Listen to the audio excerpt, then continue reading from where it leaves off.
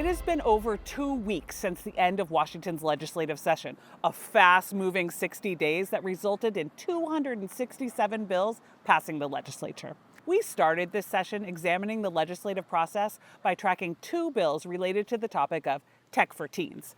House Bill 1834, on request from the Attorney General, died about halfway through the process and will likely go through many changes before being brought up again in the next biennium, which is quite common for many pieces of proposed legislation.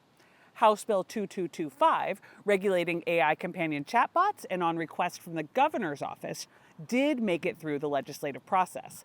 With little federal legislation in the AI space, states such as Washington are stepping in.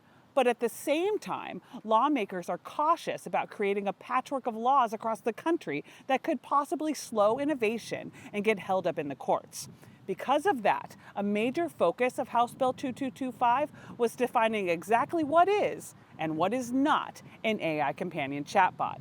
Those definitions changed throughout the process. The Senate and House passed slightly different versions of the bill, and in the final days of session, the Senate asked the House to agree or concur with its changes.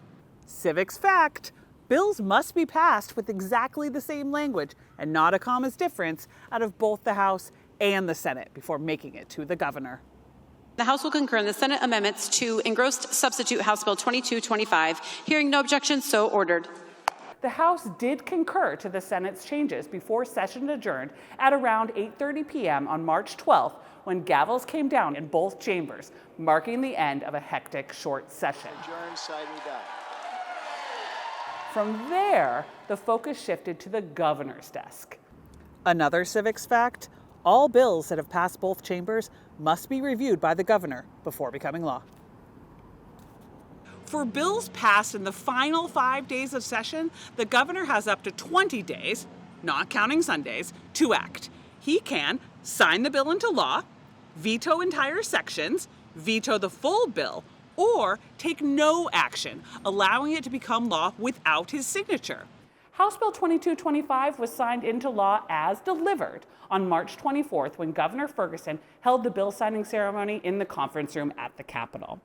Bill signings often bring together a wide range of stakeholders, and this one was no exception.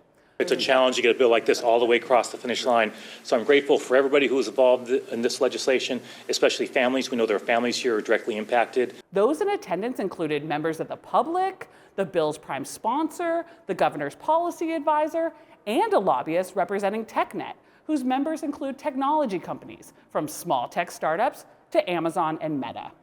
The bipartisan support behind the bill and the range of voices present at the signing reflects the extensive work that happened behind the scenes to move this policy forward.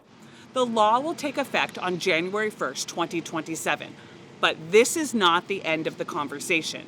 AI technology is evolving rapidly, and lawmakers will likely revisit this issue when the legislature returns in January 2027. See you then.